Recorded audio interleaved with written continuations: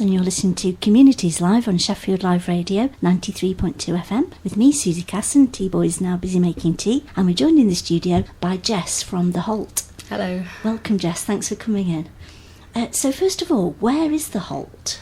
It's actually very close to here, so it was a nice short walk to come over. We're at 156 Arundel Street, so it's just up from Decathlon, next door but one from the Lord Nelson pub, so very close. Great. And where did the name the Holt come from? It's quite funny actually. So my partner, I think he looks a bit like an otter. My partner Gareth, who's very heavily involved with the Holt. And when we were trying to come up with names, we wanted to have sort of a name that conveyed somewhere that was like a safe place, a retreat, a den, that kind of thing. And we really liked the word the Holt, being an otter's den. And then I did a bit of research into it and found out that it's actually an old word for a wooded hill. So in Sheffield it seemed quite appropriate, and yeah, it stuck. Yeah, brilliant. So what is your role at the Holt? So I'm the owner. I'm also very heavily involved in the coffee side of things. Up until recently I was doing the lion's share of food preparation as well. We've now recently taken on a friend to work as a chef in the kitchen, so he's taking care of the savoury side of things, but I'm still doing most of the baking. But yeah, we also have a lot of events, so I organise events and liaise with potential bookings, that kind of thing. So yeah, it's pretty full on. Fantastic. So can you describe what the Holt looks like, both inside and out?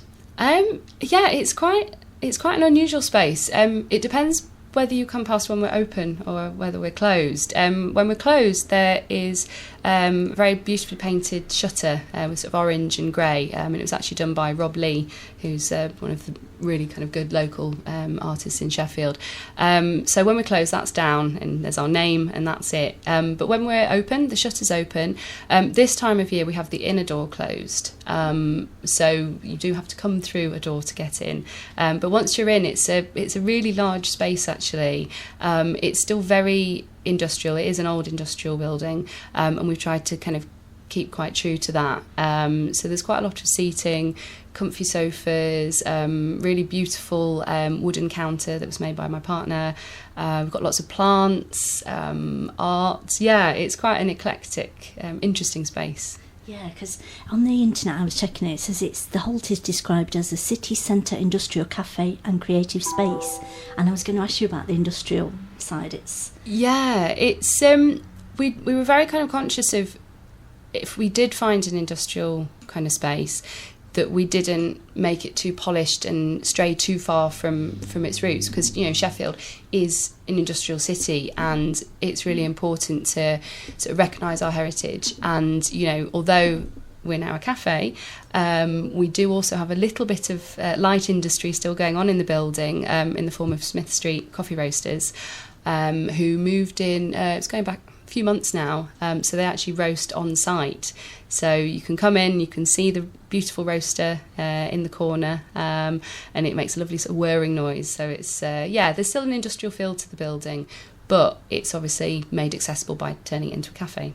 Great. And you've got absolutely rave reviews on the internet. Thank you. Best sandwich of my life. And I said I want to live here. Yeah, we've had a few people asking if they could come and live there actually. It does get quite cold when the heaters are off, so it's much better in the daytime when the heaters are on, I think. Yeah, brilliant. So you've been in charge of a lot of the baking. Can you give us an idea of what's on the menu? So we try to mix things up a bit, but we have sort of old favourites that are on most of the times that people come in. So the chocolate and beetroot brownies are really popular, as are carrot and mixed seed flapjacks. We then do granola bars. We've got a very popular vegan lemon drizzle cake. Someone said was the best vegan lemon drizzle cake, and actually the best lemon drizzle cake they'd had, which was brilliant. And then we have some slightly more unusual things. So recently I've been working on a recipe for a chai masala carrot cake, and I've been baking with matcha green tea powder quite recently. So yeah, we try and sort of mix things up a bit, and try out new things. So yeah. And it must be lovely being the owner. You've got free range to experiment with recipes. Yeah.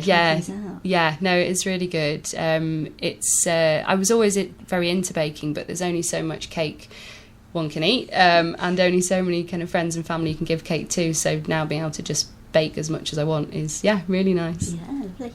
So I think the Holt is involved with the Pending Coffee project. Yes, that's right. Yeah. What does that entail exactly? So basically, our customers can donate drinks. So when they come in, they can decide to buy a drink, which would be pending. Then somebody who's in need of a hot drink, be they homeless or on very low income or in just difficult circumstances, they can come in. They can ask if there's anything pending, and then we would give them that drink.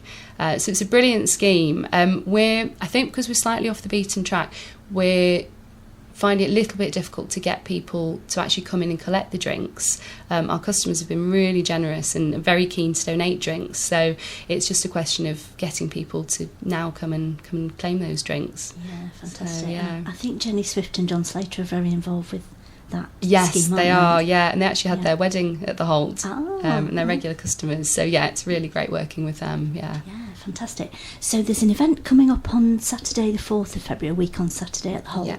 Can you tell us a bit about that? So it's a clothes swap, and we are doing it, it was partly born out of a need to clear out lots of our wardrobes, but we thought it'd be really nice to find a way to get a local charity to benefit from it. So what we're going to do is any clothing left over, which I think there probably will be quite a bit, we're going to donate to Roundabout, to their charity shop, so that they can sell the clothes in their charity shop and raise money for them. So it's going to be running 10 a.m. till 4 p.m, so our normal opening hours, and people can bring in donations from Monday the 30th of January, so just come in with clean, decent clothes in good repair, donate them during the week. We'll have a sort through them, and then you can come down on Saturday and select a brand new wardrobe for yourself. That sounds a brilliant idea, especially at the moment. Yes, definitely. Right. Fantastic. So if someone hasn't been to the Holt before and is considering visiting, what would you say to them? I would say come and see us. I think because we are a little bit, it's not immediately obvious what we are, so people sometimes think, what's in there? So don't let the big grey door put you off. We have got a big welcome sign with fairy lights, so just come in, have a look. We do a huge range of different things. We don't claim to be kind of a vegan specialist, but we try and have options for vegans, and for people who are gluten free as well. And the coffee's excellent. It's roasted on site. We use really good local suppliers. Urban Pantry and Crooks supplies our meats and cheeses. We use our cow molly. So just good local Sheffield stuff. Great. And so you own and run the Holt. For you, what's the most challenging thing about doing that? It's been a lot of hours. There's been a lot of hours that myself and Gareth have put in.